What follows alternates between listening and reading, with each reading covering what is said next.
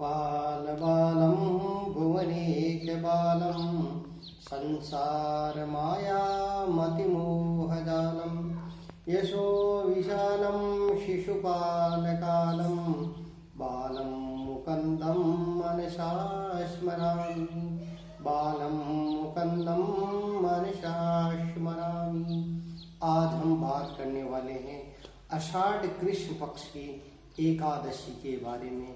किस नाम की है, इसके करने से क्या फल मिलता है, किसने किया था यह फल। एक समय की बात है कि युधिष्ठिर ने भगवान कृष्ण से पूछा कि हे प्रभु, हमें ऐसे व्रत के बारे में बताइए जो कि सभी पापों से मुक्त हो सकें, कोढ़ी आदि काया से शरीर से मुक्त हो सकें। तो भगवान ने कहा कि हे युधिष्ठिर, पहले के जमाने की आपको एक बात बताता हूँ कि अलकापुरी नाम की एक नगरी है, उसके अंदर कुबेर आदि राजा रहता था।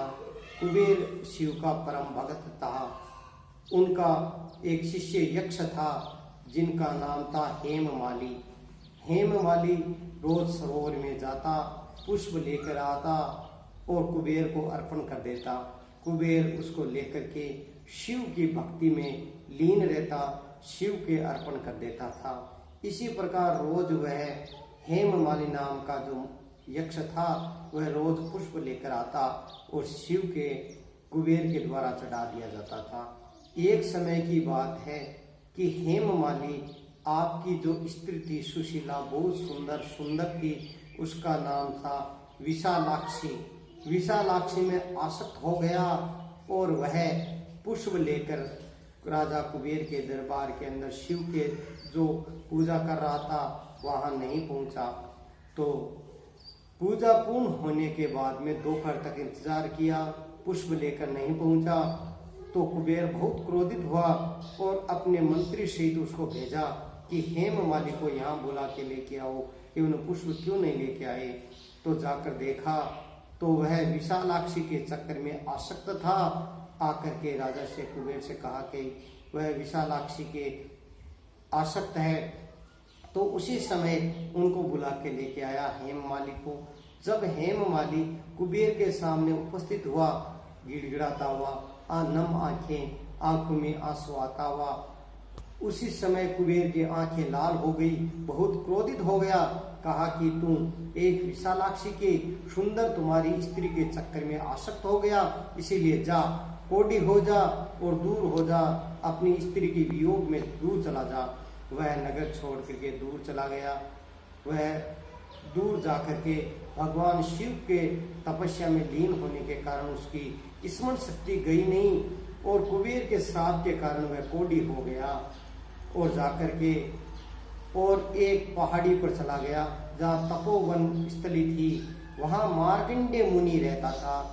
मार्कंडेय मुनि के पास जाकर के दंडवत प्रणाम किया। मार्कंडेय मुनि से कहा कि हे मुनिवर, आपका हृदय तो बहुत ही सुंदर और सज्जन होता है, आप तो हमारी कृपा कीजिए, ऐसा हमें व्रत इत्यादि बताइए जिसके करने से हमारी कोढ़ खत्म हो जाए और पुनः हमें विशालाक्षी मिल सके। मुनि मार्कंडेय मुनि ने कहा कि तूने जो बात बताई वह बहुत सत्य बात बताई। मैं आपको बता रहा हूँ, आषाढ़ कृष्ण पक्ष की जो एकादशी आती है, योगिनी नाम की एकादशी, उसका आप व्रत कीजिए। इसके व्रत करने से आपके कोढ़ इत्यादि जो शरीर की है वह सभी समाप्त हो जाएगी और पुनः तुम्हें विशालाक्षी प्राप्त हो जाएगी। तो उन्होंने हेममाली ने वैसा ही किया, व्रत किया और व्रत करने से कोढ़ इत्यादि उनके समाप्त हो गई। पुनः पहले शरीर था वैसे हो गया और उनका मिलन हो गया।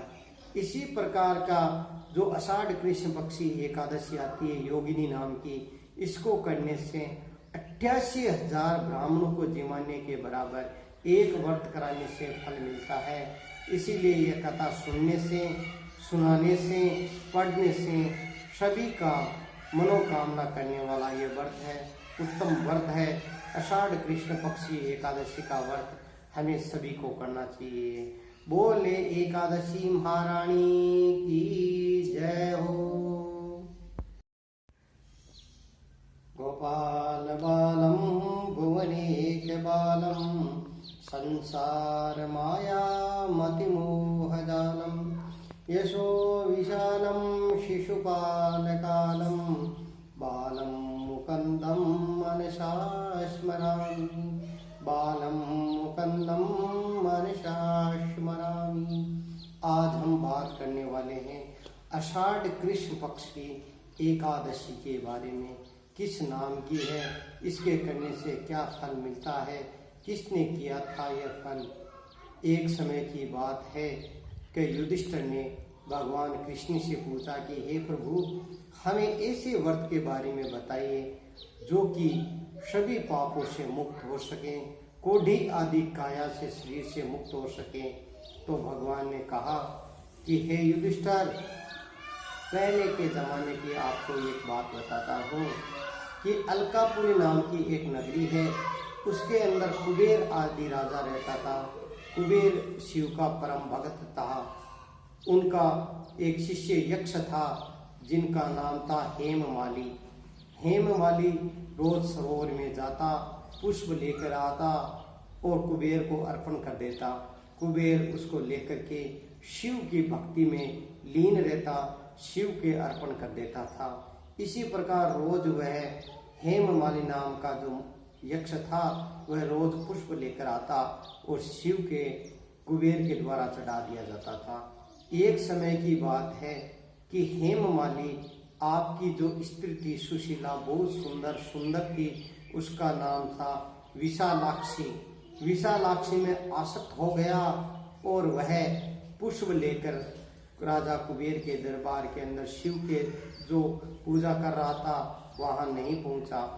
तो पूजा पूर्ण होने के बाद में दोपहर तक इंतजार किया, पुष्प लेकर नहीं पहुंचा। तो कुबेर बहुत क्रोधित हुआ और अपने मंत्री सहित उसको भेजा कि हेममाली को यहाँ बुला के लेके आओ, कि उन्हें पुष्प क्यों नहीं लेके आए। तो जाकर देखा तो वह विशालाक्षी के चक्कर में आसक्त था।